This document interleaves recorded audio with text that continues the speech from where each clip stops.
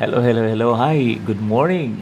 Paul, eto, ido-document ko ulit para yung ang withdrawal naman, ano, para makita mo kung gaano ka dali, gaano ka bilis sa pag-withdraw dito sa switch market. But para mabigyan lang ng konting history, last November 25, di ba, nag-fund tayo ng account. Pakita natin ito yung screen natin. So, punta tayo dito. Ito yung MT4 ko. So, wala tayong transaction ngayon. So, punta tayo sa account history just to prove. Ayan po. Doon sa pinakadulo, ito sa pinakababa on your right side.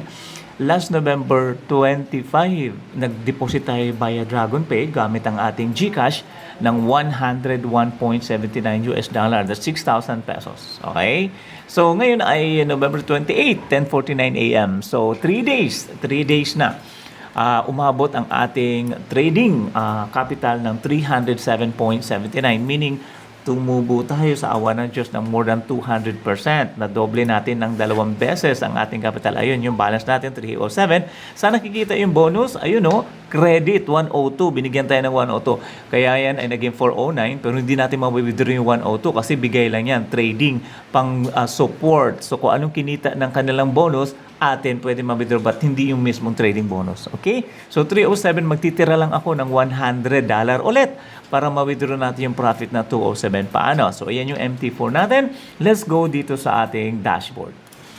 Sa dashboard po natin, makikita natin, ayan, ito yung dashboard natin. So, account, hanapin natin para makita nyo, account overview. Ang ating account is ito, MT4530850. Ayan, di ba? Ayan yung bonus, kita nyo. Ito sa credit bonus, 307, yung nakita mo sa MT4. Alright, so ayan yun. Ito, punta tayo. Paano mag-withdraw? Dito sa dashboard natin, punta ka lang sa funds, pondo. Pag mag-deposit ka, mag-withdraw funds tayo. Pag nag-withdraw funds, disclaimer lang din na bago tayo, mamaya pala. So ito na lang, direction na lang. Pag nag-withdraw funds, pipili ka lang dito.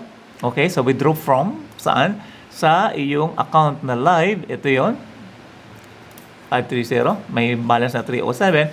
Ang withdrawin natin ay 207.79. Ito yung mga ito yung mga modes ng pag-withdraw at pag-deposit. So, ang ginamit natin nung mag-deposit tayo ay DragonPay. So, DragonPay din tayo. Okay? DragonPay.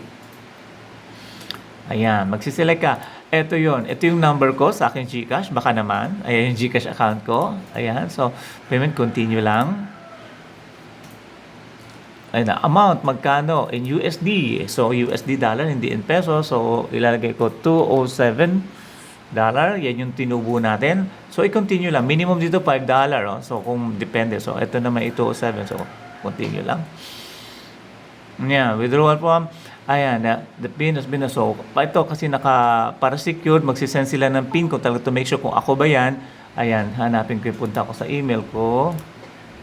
Yung pin. So, secured na secured siya at safe, no? I-confirm nila kung ikaw ba ay talagang nag-withdraw. So, sa email, isi-send sa'yo yung pin code. Ayan, may pin code. Ang bilis dito, seconds lang, no? So, ika-copy ko lang yung pin na yan. Nakita nyo yung pin ko. Okay lang naman yan. Copy. Punta ako doon sa aking. Lalagay ko lang dito ang pin. Copy, paste. Wala, hindi ito yung pin code ko, alam ko. TD37.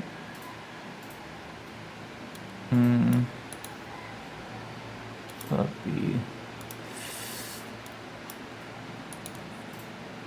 Paste. Ayan na. So, continue lang.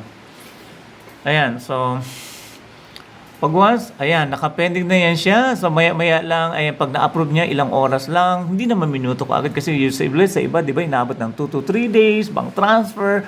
Ito, mamaya pakita nga. Ito yung aking GCash. Ayan, konti lang balance, papasensyahan nyo na. Pinapakita ko lang na live. Ngayon is November 28, 10:52 a.m. Ayan yung GCash ko. Makikita natin mamaya sa transactions. Di ba? No. Sa GCash ko, ito, transaction. So, ang last transaction ko is 407. Mamaya, babalik ako para makita natin kung mga ilang oras is, baka mamaya mga 1 o'clock, babalik ako kung makikredit na dito sa ating GCash yung 207, no? Ano nila yung dollar eh. Kung magkano ang peso to dollar ngayon. So, ganun lang kadali ang pag-withdraw sa Switch Market using e-wallets na GCash or PayMaya. Okay, Paul, or sa mga nanonood, sana itry nyo rin ang Switch Market para ma-grab nyo opportunity yung kaniyang double your trading money. Kung magkano yung dineposit mo, kunwari $100, magiging 200 kaagad ang pang-trade mo. Malaking bagay yon pag susupport ng ating trading margins. And then, kaysa naman sa magtaya ka ng 0.01 lang, napakaliit. Kung may trading ka, equivalent to your capital, magiging 0.02 ang magiging position mo o yung entry mo. So, mas malaki talaga ang chance na pwede kang kumita ng mas malaki dahil sa bonus na hindi mo naman pera. Okay? So, maraming salamat and see you next time ulit sa ibang ating mga content na gagawin. Ito'y walang cut, dire-diretso. Okay? Maraming salamat.